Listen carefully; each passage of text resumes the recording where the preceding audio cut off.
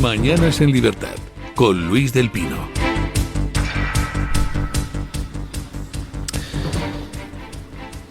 Ocho en punto de la mañana, 7 en punto en las Islas Canarias. Vamos con las noticias de las 8 con la ayuda de doña Carmen Carbonell. La Fiscalía de la Audiencia Nacional pide archivar la causa de Tsunami Democratic por la ley de amnistía. Precisamente considera que es necesario declarar la extinción de la responsabilidad penal en aplicación de esa ley en la causa en la que se está investigando a Tsunami Democratic.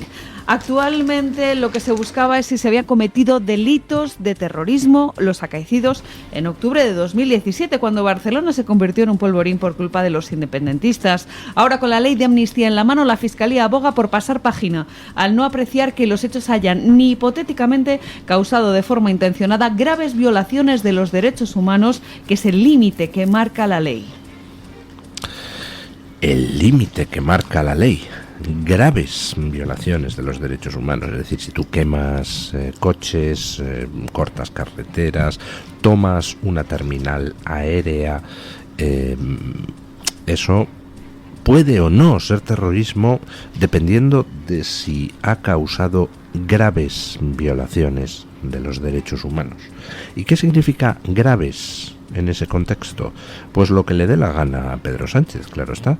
Y de ese modo la Fiscalía dice que, bueno, pues en fin, que aquello pues pudo ser terrorismo, pero no causó graves violaciones de los derechos humanos y por tanto es de aplicación la ley de amnistía.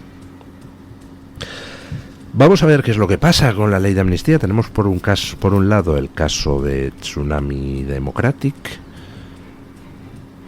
donde resulta que pues hubo una actuación coordinada, financiada desde poderes públicos y además parece que financiada desde el exterior, concretamente con ayuda rusa, y dice la Fiscalía que no le parece que eso sea terrorismo no amnistiable por la ley de amnistía. Veremos lo que dice el tribunal. Tenemos el otro frente, que es el de todas las acusaciones contra Puigdemont por el asunto de 2017, la malversación, etcétera, etcétera, donde ya hemos visto cómo Álvaro García Ortiz, la alfombrilla general del Estado, pues ha ordenado a sus fiscales que digan al tribunal que es perfectamente aplicable la ley de amnistía. Ahora le corresponde al Tribunal Supremo decidir si acepta lo que la Fiscalía dice o no. Por otro lado tenemos al Tribunal de Cuentas, que el Tribunal de Cuentas directamente ha dicho que no es amnistiable la malversación de los implicados en el proceso y entonces ha decidido plantear cuestión prejudicial al Tribunal de Justicia de la Unión Europea. Bueno, pues vamos a ver cómo evolucionan las cosas. Pero las cosas están evolucionando ahora en el frente judicial. Y lo vuelvo a recordar, y lo voy a seguir recordando siempre. Yo no sé qué va a pasar en el frente judicial. Yo no sé si los jueces pues serán capaces de resistir la presión, los jueces podrán zafarse de las trampas que Pedro Sánchez les vaya tendiendo. Pedro Sánchez está maniobrando en todos los frentes para intentar anular las causas y dejarlas en nada. Yo no sé si los jueces podrán al final, a pesar de todo, sacar adelante las causas. Pero todo esto era innecesario. Todo esto se podía haber parado antes. El Partido Popular se le dio una mayoría absoluta en el Senado. Y el Partido Popular podía y debía haberse negado a tramitar la ley de amnistía. Podía haberse plantado. Y la prueba de que podía haberse plantado es que en la votación de la mesa del Senado para admitir a trámite la ley de amnistía, el propio PSOE dejó en evidencia al PP votando en contra de la admisión a trámite. ¿Ustedes han visto que esos miembros socialistas de la mesa del Senado pues hayan ido a la cárcel por votar en contra? ¿Que alguien haya presentado alguna denuncia contra ellos por votar en contra de la tramitación de la ley de amnistía? ¿Verdad que no? Pues solo faltaba que los miembros de una mesa que tienen que decidir sobre la admisión a trámite de algo no pudieran votar como les diera la gana. Vaya chorrada. El PP, por tanto, podía haber votado también en contra, pero no lo hizo. Votó a favor y gracias a eso, gracias exclusivamente al voto del Partido Popular, la ley de amnistía se tramitó, con lo cual era simplemente cuestión de tiempo que volviera al Congreso y se le diera luz verde definitiva. Y le cayera el marrón al rey de tener que firmar esa ley. En lugar de eso, el Partido Popular debía haberse plantado en el Senado y haber dicho, esto no se tramita. Es una ley abiertamente inconstitucional y por tanto no es que la rechacemos la ley, es que no la tramitamos. Y aquello hubiera creado un conflicto institucional novedoso, porque no se ha dado nunca el caso de que el Senado rechace tramitar algo que el Congreso le manda. Bueno, pues bien, vamos al conflicto institucional novedoso. ¿No está Pedro Sánchez forzando las leyes? Por supuesto que lo está haciendo.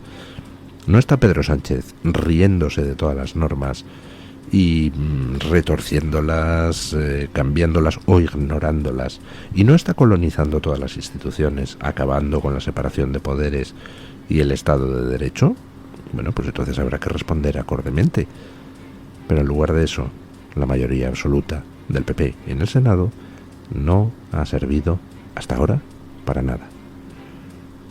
Y ahora el marrón se lo pasa al rey, que ha tenido que firmar la ley de amnistía, y se lo pasa a los jueces. Y ahora son los jueces los que se tienen que pegar.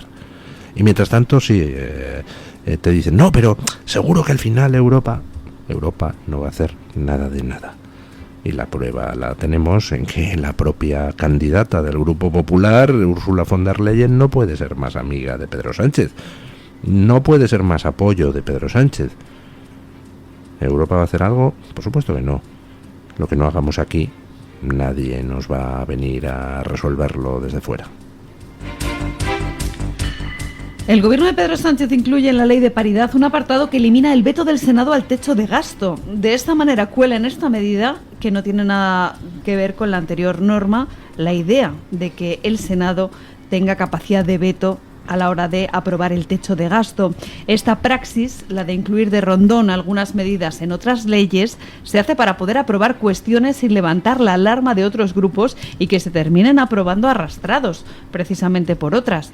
De hecho, la Comisión de Igualdad del Congreso solo recibió el rechazo de PP y Vox, por lo que se aprobó el informe de la ponencia sobre la ley de paridad con el apoyo de todos los grupos, excepto de estos dos.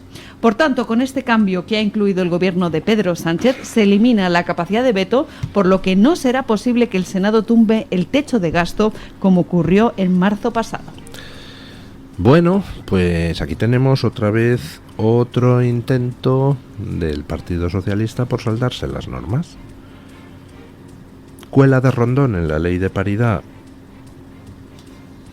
una enmienda para tratar de quitarle al Senado la capacidad de vetar el incremento en el techo de gasto. ¿Por qué? Porque necesita más dinero para poder pagar a Esquerra Republicana de Cataluña el apoyo al Salvadorilla en la investidura para la Generalidad. Primero, elimina uno de los escasos controles que quedan a su acción de gobierno, Pedro Sánchez, al quitarle al Senado esa única potestad de veto que tiene, porque en el resto de las cosas no puede vetar nada, pues hace al Senado perfectamente prescindible.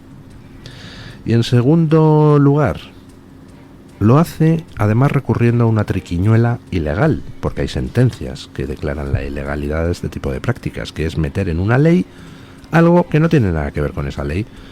Ley para la erección de un monumento al inventor de la cerámica valenciana.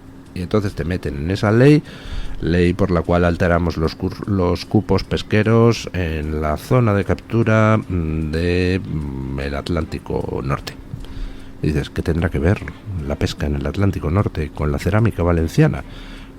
pues no tiene nada que ver, pero aprovechando que el Pisuerga pasa por Valladolid, lo metemos. Bueno, pues eso es una práctica ilegal, y hay sentencias que declaran la ilegalidad de esa práctica. Tú no puedes pervertir las leyes metiendo ahí lo que te da la gana. Bueno, pues da igual.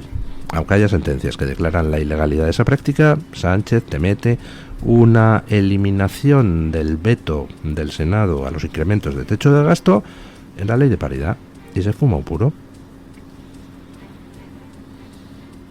Pues nada, adelante. El juez de la Audiencia Nacional, Manuel García Castellón, ha propuesto juzgar al BBVA y al que fuera presidente de la entidad, a Francisco González, por los encargos que le hizo al excomisario Villarejo. García Castellón considera que se podrían haber cometido delitos de cohecho y revelación de secretos por la contratación de empresas vinculadas al excomisario Villarejo entre los años 2004 y 2016. En su resolución, el juez también procesa al exjefe de seguridad, Ángel Corrochano, al ex-CEO del banco, Ángel Cano, y al exdirector de riesgos, Antonio Béjar, por presuntos cargos en grado de continuidad delictiva. El fiscal asegura en su escrito que la contratación por el BBVA del que fuese comisario de policía, Julio Corrochano, en septiembre de 2002, con el expreso consentimiento de Francisco González, permitió un enlace entre la entidad y los anteriores compañeros de la policía. Entre estos últimos se encontraban Villarejo y el que fuera el jefe de la Unidad Central de Apoyo Operativo, Enrique García Castaño. Para justificar la petición contra el BBVA, la Fiscalía sostiene que el sistema interno para la prevención de delitos no puede calificarse de idóneo porque claramente deja al margen de cualquier normativa a la presidencia y a la alta dirección. Bueno, ya saben ustedes toda esta historia, que el BBVA contrató a Villarejo para espiar a Sacir Vallehermoso en una época donde se estaban ventilando determinadas operaciones empresariales. Y bueno, pues ahora el juez de la Audiencia Nacional, García Castellón, que por cierto creo que se jubila en septiembre, pues ya ha mandado supongo será un auto de apertura de juicio oral, proponiendo juzgar al BBVA como organismo, al que era su presidente, Francisco González, y a Villarejo y a toda una serie de personas adicionales. Lo que se describe en ese auto del juez, que es el pliego de cargos contra el BBVA, Villarejo, Francisco González, etcétera, etcétera, pues era una práctica pues muy asentada en las grandes empresas del IBEX. Imaginen que yo tengo una gran empresa del IBEX. ¿A quién pongo como jefe de seguridad? Pues hombre, pongo como jefe de seguridad a alguien que provenga pues de la policía o de la Guardia Civil, del CNI. ¿Qué ganó con ello? Pues, hombre, lo que yo gano con ello es porque tengo mano en los servicios de información españoles. Por ejemplo, imaginen que un directivo de mi empresa, pues al niño le han pillado traficando con droga. Entonces voy a mi jefe de seguridad y le digo, oye, mira a ver si puedes hacer algo por el niño de este y tal, porque si... En fin, es un buen hombre no tiene la culpa de que el niño sea un golfo. Además, pues si salta esto, nos afecta reputacionalmente. Entonces el jefe de seguridad pues contacta con sus amigos en las fuerzas y cuerpos de seguridad y bueno, pues al final hay veces que se puede hacer que queden en nada los cargos contra el niño. Y a la inversa, ¿qué ganan pues las cloacas de los servicios de información? Pues hombre, tener acceso directo a la información que tenga esa empresa del IBEX. Ejemplo, si es una empresa energética, pues llega un tío en el CNI y dice, oye, Norberto, que necesitamos los datos de consumo eléctrico de esta vivienda de no sé dónde para ver que si hay un consumo excesivo y si ahí puede haber algún tipo de fábrica ilegal de droga, pero no queremos pasar por el juez. Entonces, ¿por qué no me consigues los datos de consumo de esta empresa? ¿O por qué no me consigues los datos de comunicaciones telefónicas de esta otra? ¿O por qué no me consigues los contenidos de los WhatsApps de este otro? Y entonces los correspondientes jefes de seguridad pues hacen favores a a los miembros de nuestros servicios de información a cambio de los favores futuros o pasados en el sentido contrario. Bueno, evidentemente, ¿a qué conduce eso? Pues conduce a que se establezca una especie de red de basura donde al final se utilizan esas relaciones mutuas, esas tramas, pues para hacer cosas ilegales. Por ejemplo, conseguir los datos de las comunicaciones telefónicas de alguien ilegalmente. Por ejemplo, pues que se le quiten al niño de no sé qué consejero de no sé qué empresa los cargos por tráfico de droga ilegalmente. Ese tipo de basura es lo que ha estado operando en España durante muchísimo tiempo. Y bueno, pues yo me supongo que esto de el juicio que pide abrir García Castellón, pues es simplemente un ejemplo más de tantas otras operaciones sucias, pues donde han participado todos los Villarejos de este mundo, porque Villarejo es un ejemplo. Hay otros, ¿eh? Abrimos ahora la página de información internacional. La tensión sigue en máximos en la región del Mar Rojo. Piratas hutíes logran hundir un carguero en el Mar Rojo tras atracarlo con un bote explosivo. Se trata del carguero griego MV Tutor, hacia el que dirigieron un bote teledirigido cargado de explosivos que provocó el hundimiento del buque.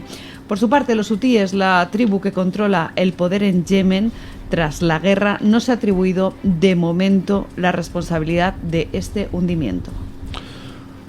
Bueno, se habían producido ya muchos ataques de los hutíes contra barcos que circulan por toda esa zona del Mar Rojo, pero creo que es el primer hundimiento que se produce de un carguero.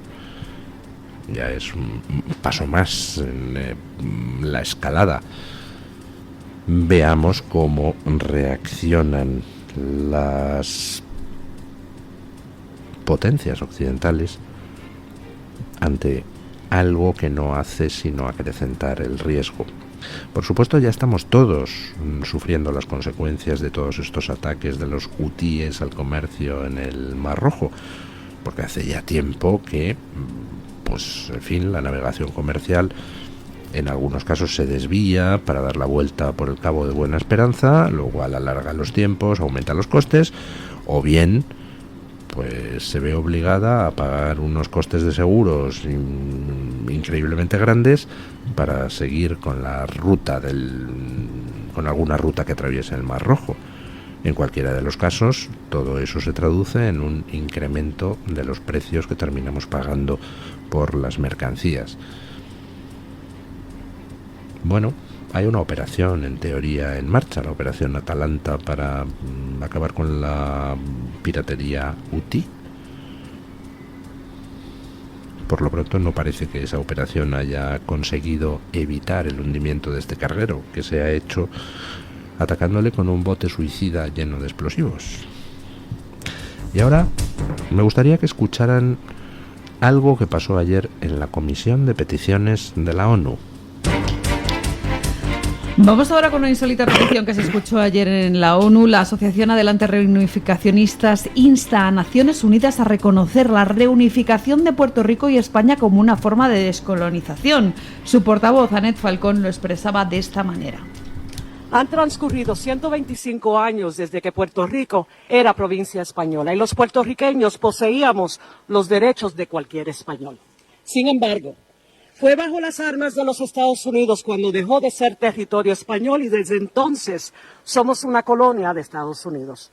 Puerto Rico nunca fue un país independiente y nunca quiso serlo. Puerto Rico era tierra próspera y estaba muy lejos del relato de miseria y atraso que se nos ha hecho creer que teníamos bajo España. Su estatus de provincia española era bien aceptado por los puertorriqueños que vimos como en el 1898 perdimos nuestros derechos, nuestra soberanía y nuestra nacionalidad española. Hoy en día no gozamos de garantías democráticas, ni de oportunidades laborales, ni de un buen sistema de salud. Hay inseguridad ciudadana y graves cortes eléctricos. En el archipiélago hay muchos otros problemas que precisan soluciones urgentes, soluciones que no hemos tenido con los Estados Unidos hasta el día de hoy. Es por eso que deseamos recuperar la representación en el Congreso de los Diputados de España, como la tuvimos una vez, y queremos volver a España. porque es un país democrático y moderno comprometido con nuestra civilización occidental. La Asociación Adelante Reunificacionistas aboga porque se impulse una legislación internacional que allane el camino para la reincorporación de los puertorriqueños a la sociedad española. Bueno, no me digan que no es peculiar. Mientras que aquí algunos majaderos pretenden separar ciertas regiones de España, pues ahí tenemos una región llamada Puerto Rico, donde hay gente que quiere que vuelva a ser provincia española. Yo desde luego apoyo la moción. Me encantaría que fuera la 51ª provincia de España, Puerto Rico, porque efectivamente nos la quitaron en 1898. ¿Qué fuerza tiene este movimiento reunificacionista en Puerto Rico? Pues hombre, pequeña, es un grupo pequeño de población, pero bueno, pues en fin, agradezco mucho a estos españoles puertorriqueños sus esfuerzos por reunificar la provincia con la madre patria. Mis felicidades, doña Annette Falcón, y a ver si tenemos suerte y se puede impulsar esa opción, porque efectivamente Puerto Rico ahora mismo no forma parte de los Estados Unidos. Puerto Rico es un estado asociado, estado libre asociado. Es decir, no tienen los mismos derechos los puertorriqueños que el resto de personas que componen los Estados Unidos. Yo creo que ahí habría dos soluciones. A, intégrelo usted como otro estado más, o B, pues que se vuelvan con nosotros, con España. Les recibiríamos con los brazos abiertos, qué caramba.